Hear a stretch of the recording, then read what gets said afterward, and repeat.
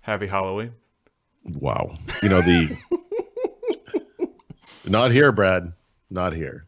It is. They canceled Halloween here, Brad. Did they? Well, they delayed Halloween. I didn't realize that was possible. Yeah, actually, literally 2 days ago, the town said it was not possible, and then last night they were like, "Actually, we're going to delay it a day because of thunderstorms." Yeah. So we are. You're never afraid to look like a jackass, huh? You just boil. You just go right down that lane. Look at the arms. Look at them. Look at them. Oh, wow. How many emasculations does it take to fully emasculate a Brad? One. Well, so fair. I'm sorry. But so before this started, Paul could hear my dog barking. My dog. I could hear your dog making a sound like a squirrel makes when someone tries to take its nut. Is that what you mean? Yeah, it's kind of like that a mating noise from a squirrel. But my dog is livid. Does not like this. As soon as it. Because you're wearing because it thinks you're being consumed by an insect. Yeah.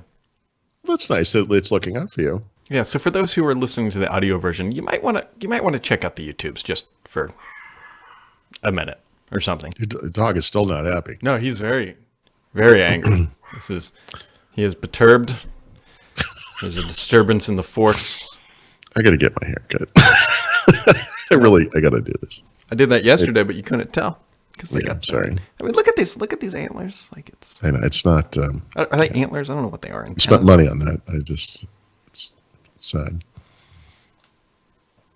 It's Halloween, Paul. Wait. I mean, look at these. I don't know because if I could control these things, I could type. It's Halloween. I love you say that like that. That explains it. You're like, it's a completely made up holiday for children. I mean, this is just a pretty typical Thursday in our house, actually. Man. Anyways, other things going on in the world. Apple put out more earnings, which they weren't bad. I mean, they made a lot of money. I mean, the company is like, was it 60 billion in revenue? So it's kind of like Microsoft, Google, Apple. You can just kind of escalate it up the charts from a revenues perspective. But the profits were down year over year for the fourth consecutive quarter. Yeah, I mean they make them. It's the Titanic doesn't sink in a day. Well, actually, technically the Titanic. Yeah, I think it doesn't. Anyway, that example was terrible. It takes a while. Here's a better one. Rome. Everyone knows Rome wasn't built in a day. There you go. Rome also was not destroyed in a day. It took a long time. So, yeah, kind of. Not that Apple's going to be destroyed. I mean, but obviously they have to move on from the iPhone as their primary / sole revenue generator. So they're doing that. They're actually doing pretty good on that. Yeah, their iPad revenue actually grew. This is several quarters in a row now. I think it's actually grown, but that's not necessarily meaning they're selling more. They're selling them potentially at a higher price point because Apple is very clear on how many devices they're selling anymore, and it makes life easy. Yeah, and actually, iPhone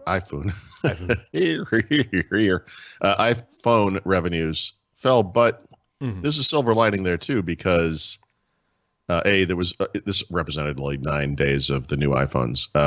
By all estimates, the new iPhones are selling great, are selling better than expected. They are selling more of the lower cost version, and that was true last year. But the lower cost version is $50 less, and so honestly, for Apple's future, this is not the correct thing to say that you want to sell fewer iPhones or more iPhones that are that you don't want to sell fewer iPhones or make less money from iPhone, but selling more at a lower ASP actually makes a lot more sense for their future because they're tying it to subscriptions and services. And so what you want is more of an installed base, which, by the way, they already have an incredible installed base, but you want to kind of maintain that. And that's what this slightly lower price point will help. So honestly, it's all good. Yeah. So, I mean, I don't know, no cause for alarm. The Apple Pay is growing faster than PayPal, but that's not surprising in any capacity because when PayPal has been around since I think the internet started, and yeah. So I haven't had a chance to write this up yet. We haven't really discussed this, but 3 days a week now, Brad and I are recording this earlier than we usually do, which is why I look even more terrible than I usually look. Same here. I can agree. Yeah, it doesn't explain why the bug thing, but so I haven't had a chance to really look at this, but Apple, I believe, said that Apple Pay is also bigger by volume than PayPal. Ah. So they're not just growing faster; they're actually bigger in a way. Right now, that actually makes some sense too, in the sense that the iPhone is the world's most popular camera, and Yep. I mean they get a big pickup just by being on device. And you probably know this better than I do, but Apple Pay works pretty well. Works really well. Maybe I'll say it that way. Yeah. And one of the things I really like about Apple Pay, and I will say that it's this exists on Android, but I like it a little bit better on the iPhone. So for the month or whatever it was that I used the iPhone 11X 11X Pro SP2 R2, the iPhone 11 Pro Max. You go to a restaurant, use one of the cards that's in the Apple Pay. I didn't actually use the phone to make the payment, but I give them the card. And as soon as that transaction goes through, you get a little notification on your phone. And that kind of safeguard, even if you're not taking advantage of the phone itself, having your cards in Apple Pay, I think is a nice little, you can make sure everything's on the up and up, Yeah. I will tell you, though, it doesn't work with every card. So.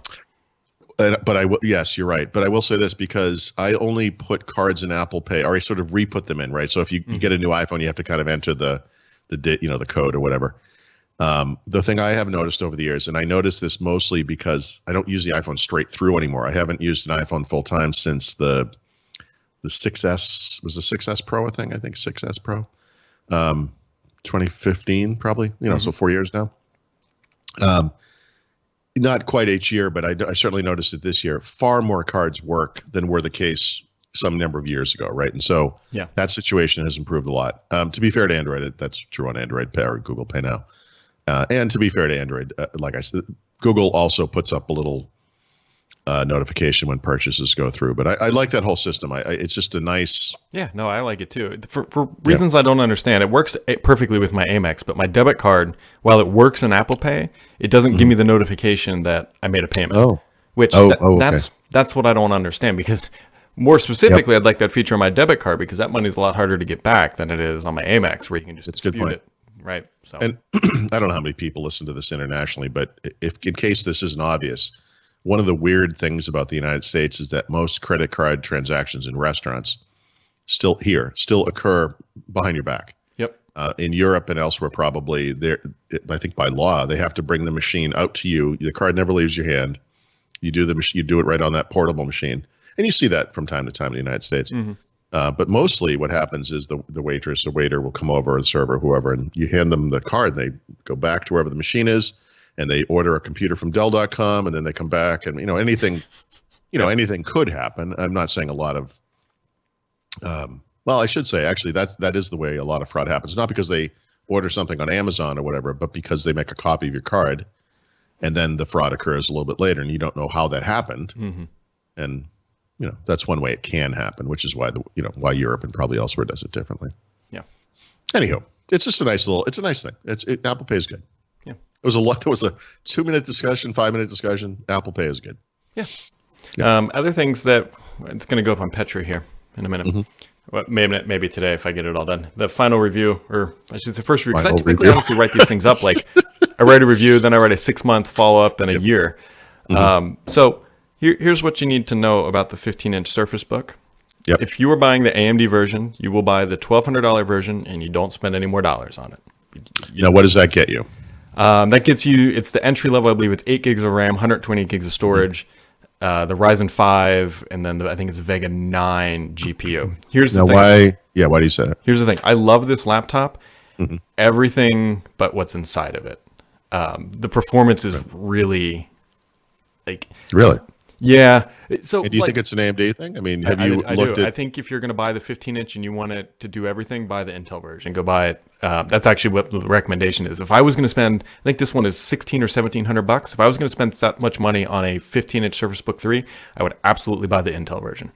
And do you have an idea how much does that cost? It's you can get about the same. You can get an Intel version for it. I think it's the i5.